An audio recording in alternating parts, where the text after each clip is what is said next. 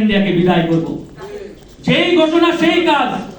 গত পরশুদিন আপনারা দেখেছেন মালদ্বীপ থেকে সকল ইন্ডিয়ান সেনাকে প্রত্যাহার করেছে মোদী সরকার। একটা সেনাকে তারা সেখানে রাখতে পারে নাই।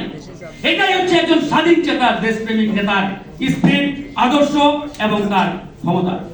প্রিয় বন্ধুগণ, আজকে বাংলাদেশ থেকে এই আধিপত্যবাদ আগ্রাসনকে বিদায় করতে হবে। আজকে বাংলাদেশের কোন সেক্টর ভালো আছে বলেন? বাংলাদেশ ব্যাংকের 57 জন কর্মকর্তা একসাথে পদত্যাগ করলো। এটা নিয়ে অনেক কথা বলি, ভিতরের রহস্যটা আমরা কিছুটা হলেও জানতে পারি। তার একদিন পরে বাংলাদেশ ব্যাংক থেকে নির্দেশ জারি করা হলো, কোনো সাংবাদিক বাংলাদেশ ব্যাংকে প্রবেশ করতে পারবে না তথ্য সংগ্রহে। ঘটনা এখানেই শুধু নয়, গতকালকে ভারতের একটি প্রভাবশালী পত্রিকা নিউজ করেছে বাংলাদেশ ব্যাংক থেকে রিজার্ভ চুরির সাথে ইন্ডিয়ান হ্যাকাররা জড়িত। আর বাংলাদেশ ব্যাংকের দুটো জগন্নাথ মাননীয় গভর্নর আজকে নির্দেশ দিলেন, ওই প্রেস বিজ্ঞপ্তি দিলেন যে না, বাংলাদেশ ব্যাংক থেকে রিজার্ভ চুরির সাথে এরকম কোনো তথ্য আমাদের জানা নেই।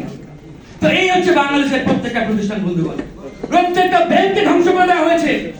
প্রত্যেকটা ব্যাংককে আজকে তলানিতে মানে কি বলে তলাবিহীন ঝুড়িতে পরিণত করা হয়েছে। আজকে কোন সেক্টরের দিকে তাকাবেন? রাজনীতি ধ্বংস করা হয়েছে, আমাদের অর্থনীতি ধ্বংস করা হয়েছে, আমাদের প্রত্যেকটা সাংবিধানিক প্রতিষ্ঠানকে ধ্বংস করা হয়েছে। তো প্রিয় বন্ধুগণ, এই কথাগুলো তেতো হলেও এগুলোই আসল সত্য। জামাত ইসলাম যেটি 53 বছর আগে বলে গেছিল, সেই 53 বছর পরে আমরা সেটি আজকে বাস্তবে দেখতে পাচ্ছি যে আমরা একটি ছোট কুমিরের পেট থেকে বের হচ্ছি ঠিকই, কিন্তু আমরা একটি বড় দানবীয় কুমিরের পেটে ঢুকতে যাচ্ছি। 53 বছর আগে জামাত ইসলাম বলেছিল পাকিস্তানের হাত থেকে মুক্তি পেতে যাচ্ছি, কিন্তু ইন্ডিয়ার মতো একটা দানবের পেটে আমরা ঢুকতে যাচ্ছি।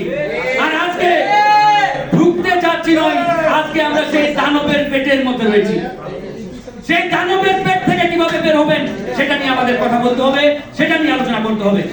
গত পরশুদিন বিএনপির সংগ্রামী মহাসচিব মির্জা ফখরুল ইসলাম আলমগীর সাহেব, আপনাদের যারা আছেন একটু পিছনে সাংবাদিক বন্ধুদের একটু জায়গা করে দেন, ওনারা যদি ইয়াগুলো ক্যামেরাগুলো রাখতে পারে, চেয়ারগুলো একটু পিছনে নেন, একটু পিছনে নেন, একটু পিছনে নিয়ে একটু জায়গা করে দেন, গ্যাপ করে দেন, তারাই তো দেন।